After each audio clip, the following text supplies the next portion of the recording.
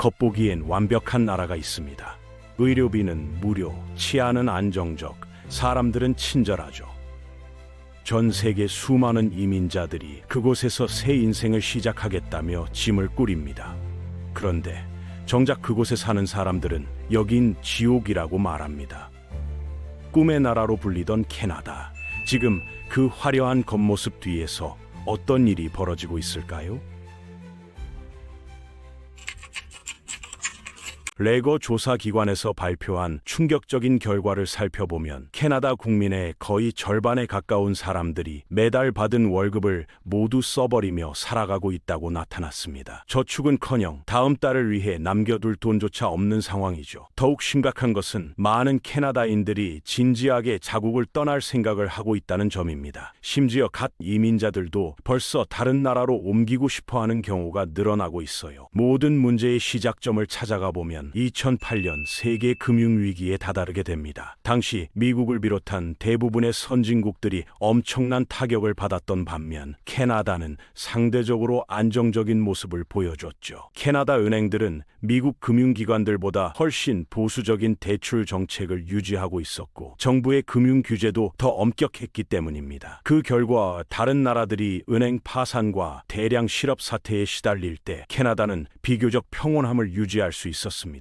문제는 이때부터 시작되었습니다. 전 세계 중앙은행들이 경제 부양을 위해 금리를 바닥 수준으로 끌어내렸고 양적 완화라는 이름으로 화폐를 대량 공급하기 시작했어요. 캐나다도 이 흐름에 동참했는데 정작 캐나다 경제는 다른 나라들만큼 심각한 위기 상황이 아니었다는 점이 핵심입니다. 캐나다 중앙은행은 2007년부터 2010년 사이에 기준금리를 4%에서 0.25%까지 급격히 인하했습니다. 이런 정책 결정을 쉽게 비유해서 설명해 보겠습니다. 미국 경제는 교통사고를 당해서 응급실에서 생명유지 장치를 연결해야 하는 중환자 상태였어요. 반면 캐나다는 가벼운 감기에 걸린 정도였죠. 그런데 캐나다도 중환자와 똑같은 응급처치를 받게 된 겁니다. 건강한 사람에게 너무 강한 약을 쓰면 오히려 부작용이 생기는 것처럼 캐나다 경제에도 예상치 못한 문제들이 나타나기 시작했습니다. 극도로 낮아진 이자율 덕분에 캐나다 국민들은 거의 공짜나 다름없는 조건으로 돈을 빌릴 수 있게 되었어요. 자연스럽게 사람들의 관심은 부동산으로 쏠렸습니다. 집값은 매년 꾸준히 오르는 추세였고 대출 금리는 역사적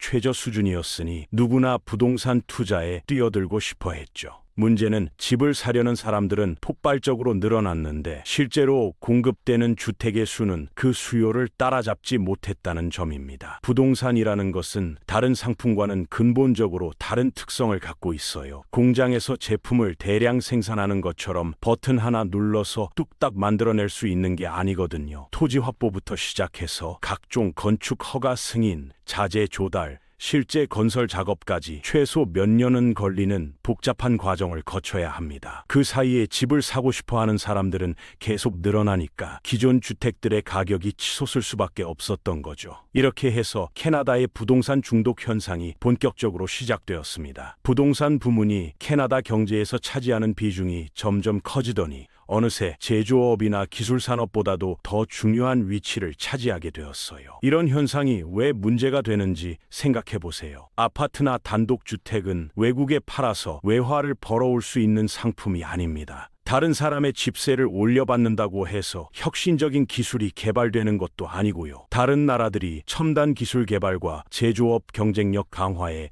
국가적 역량을 집중하고 있을 때 캐나다는 부동산 투기에만 열을 올리고 있었던 겁니다. 그 결과 정말 중요한 산업 분야들이 뒤처지기 시작했어요. 더 심각한 것은 이런 현상이 단순한 정책 실패를 넘어서 국민들의 사고방식까지 바꿔놓았다는 점입니다. 많은 캐나다 부모들이 자녀들에게 집을 사야 한다고 강요하기 시작했어요. 집값이 계속 오르니까 절대 손해를 볼 리 없는 확실한 투자처처럼 보였기 때문이죠. 실제로 많은 사람들이 자신의 주택을 가장 중요한 자산으로 여기게 되었습니다. 통장에는 현금이 거의 없지만 서류상으로는 수억 원의 자산을 가진 부자인 셈이죠. 집값이 매년 몇 천만 원씩 올라가니까 실제로는 가난하지만 부자가 된 기분을 느낄 수 있었어요. 이런 믿음이 부동산 시장을 더욱 비합리적으로 과열시키는 원인이 되었습니다. 미국과 캐나다의 주택 시장 변화를 비교해 보면 흥미로운 차이점을 발견할 수 있어요. 두 나라 모두 2000년대 들어서 집값이 소득 증가율보다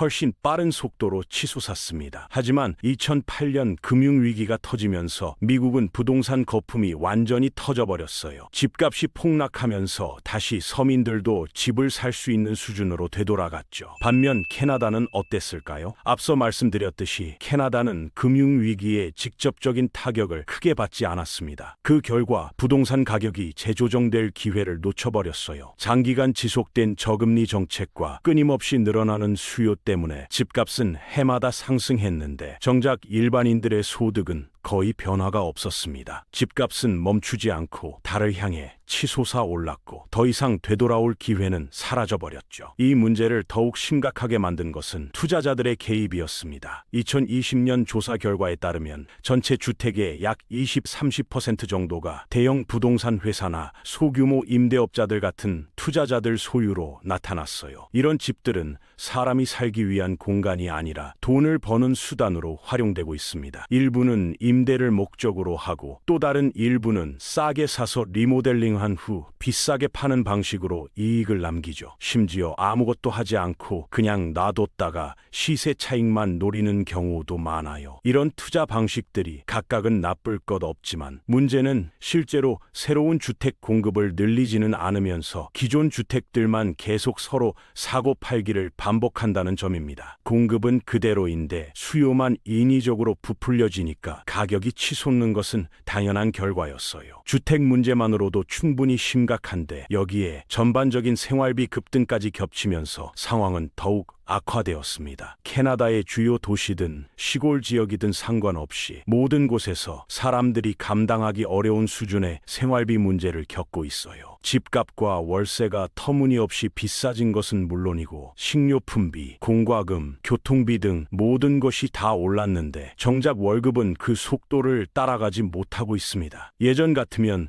정규직에 괜찮은 월급을 받는 직장을 구하면 안정적인 생활이 가능했어요. 하지만 지금은 그런 직업을 가져도 생존 자체가 버거운 상황이 되었습니다. 실제로 RBC에서 실시한 여론조사 결과를 보면 현재 캐나다 국민의 약 절반 정도가 매달 번 돈을 기본적인 생활비로만 모두 써버리고 있다고 나타났어요. 저축은 꿈도 꿀 수 없고 비상금이나 노후 자금으로 모아둔 돈까지 생활비로 써야 하는 사람들도 많습니다. 구체적인 예를 들어보겠습니다. 캐나다 최대 도시인 토론토에서 가구당 평균 소득은 연간 약 97,000달러 정도예요. 월로 환산하면 세전 8,000달러, 세금을 빼면 대략 6,500달러 정도 손에 들어옵니다. 2025년 5월 기준으로 원룸 아파트 월세 평균이 약 2,300달러니까 주거비를 제외하면 4,200달러 정도가 남아있게 되죠. 여기서 식료품, 공과금, 교통비, 각종 보험료, 예상치 못한 돌발 상황에 대비한 비용까지 고려하면 두 명이 살기에도 넉넉하지 않은 수준입니다. 검소하게 살아야만 간신히 버틸 수 있어요. 만약 아이가 한 명만 생겨도 상황은 완전히 달라집니다. 육아용품, 분유, 기저귀, 교육비, 추가 식비 등등을 감당하기가 거의 불가능해지죠. 더군다나 이 수치는 중간값이기 때문에 인구의 절반은 이보다도 적게 벌거나 더 많이 써야 한다는 뜻입니다. 그래서 캐나다인의 27% 정도가 매달 기본 생활비를 마련하기 위해 빚을 지고 있다는 통계가 나오는 거예요. 이렇게 살기 어려운 환경이 되면서 사람들이 아이 낳기를 꺼리게 되었습니다. 동시에 기존 세대들은 점점 늙어가면서 은퇴를 하고 있고요. 태어나는 사람보다 일을 그만두는 사람이 더 많아지면 누가 경제 활동을 담당할까요? 바로 이런 이유 때문에 캐나다가 이민자들에게 크게 의존하게 된 겁니다. 그런데 여기서 가장 큰 문제가 발생했어요. 캐나다가 이민자를 받아들이는 속도가 너무 빨랐던 겁니다. 2023년 한 해에만 무려 120만 명의 새로운 인구가 캐나다에 추가되었어요. 이는 전체 인구 대비 약 3.2% 증가에 해당하는 엄청난 수치입니다. 이 정도가 얼마나 빠른 증가인지 감이 안 오신다면 같은 기간 세계에서 인구 증가율이 가장 빠른 나라 중 하나인 나이지리아와 비교해 보세요. 나이지리아의 인구 증가율은 2.5%에 불과했습니다. 중요한 차이점은 나이지리아의 인구 증가는 출산에 의한 자연 증가인 반면 캐나다의 인구 증가는 거의 전부 이민에 의존하고 있다는 점이에요. 서류상으로만 보면 인구 증가는 좋은 일처럼 보입니다. 인구가 늘면 소비도 늘고 GDP도 함께 상승하니까요. 하지만 현실에서는 완전히 다른 문제들이 나타났어요. 캐나다의 기존 인프라가 이런 급격한 인구 증가를 감당할 준비가 전혀 되어 있지 않았던 거죠. 학교마다 학생들로 넘쳐나고 병원마다 환자들로 발 디딜 틈이 없어졌습니다. 이런 상황이 어떻게 가능했을까요? 정부 정책들 사이에 심각한 불일치 때문이었어요. 2024년에 캐나다 정부는 48만 3천 명의 새로운 이민자를 받아들였는데 같은 해 신규로 건설된 주택은 고작 24만 5천 채에 불과했습니다. 이민자 2명이 집 한 채를 함께 쓴다고 가정하면 수치상으로는 맞아떨어질 수도 있어요. 하지만 이 계산에는 치명적인 함정이 있었습니다. 새로 지은 집들이 오직 이민자들만을 위한 게 아니라는 점이었어요. 기존 캐나다 시민들, 이전에 온 이민자들, 새로 도착한 이민자들이 모두 함께 경쟁해야 하는 시장이었거든요. 여기에 체류 기간을 초과해서 불법으로 머물고 있는 사람들까지 고려하면 상황은 더욱 복잡해집니다. 2017년부터 2024년까지 비자 만료 후에도 캐나다에 계속 머물고 있는 사람들이 대략 75만 명 정도로 추정되고 있어요. 이는 비공식적인 추정치이기 때문에 실제로는 이보다 적을 수도 훨씬 많을 수도 있습니다. 어쨌든 합법적인 시민과 이민자, 불법 체류자들이 모두 동일한 주택, 의료 서비스, 생필품, 공과금, 기타 생활 자원을 놓고 치열하게 경쟁하고 있는 상황이에요. 합법적인 절차를 거쳐 캐나다에 온 사람들조차 원했던 삶을 얻지 못하고 있습니다. 본국에서 의사, 엔지니어, 기타 전문직에 종사했던 고학력 이민자들이 캐나다에 와서는 우버 운전이나 다른 단순 업무를 하게 되는 경우가 매우 흔해요. 물론 이런 직업들이 가치 없다는 말은 아닙니다. 이런 일들이 없으면 우리 사회 자체가 돌아갈 수 없으니까요. 하지만 뛰어난 실력을 가진 전문가들이 자신의 능력을 제대로 발휘하지 못한다면 그것은 캐나다 전체에게 엄청난 손실이죠. 왜 이런 일이 벌어질까요? 캐나다가 아직도 해외에서 받은 교육이나 자격을 완전히 인정해주지 않고 있기 때문입니다. 비용이 많이 드는 복잡한 시험을 통과해야 하고 그 이후에도 각종 관료주의적 절차들 때문에 실제로 일자리를 구하기까지 오랜 시간이 걸려요. 더 심각한 것은 일부 고용주들이 캐나다에서의 경험을 요구한다는 점입니다. 캐나다에서 일하려면 캐나다에서 일한 경험이 있어야 한다는 논리적으로 말이 안 되는 악순환이 생긴 거죠. 그렇다면 돈 많은 부유한 이민자들을 더 많이 받아들여서 투자와 사업을 통해 일자리를 늘리면 되지 않을까 생각하실 수도 있어요. 하지만 캐나다 서부의 주요 도시인 밴쿠버에서 벌어진 일들을 보면 그것도 만만치 않은 문제라는 걸 알 수 있습니다. 부유한 이민자들이 밴쿠버로 대거 몰려들면서 기존에도 높았던 부동산 가격을 더욱 끌어올렸어요. 예를 들어 어떤 집이 50만 달러에 나왔다고 해보죠. 평범한 캐나다인이 50만 달러를 모아서 그 집을 사려고 하는데 부유한 이민자가 나타나서 55러를 제시합니다. 그러면 또 다른 부유한 이민자가 60만 달러를 부르고 이런 식으로 계속 가격 경쟁이 벌어져요. 결국 일반 캐나다인들은 더 이상 그 집을 살 수 없게 되는 거죠. 밴쿠버의 주택 가격 문제가 얼마나 심각한지 보여주는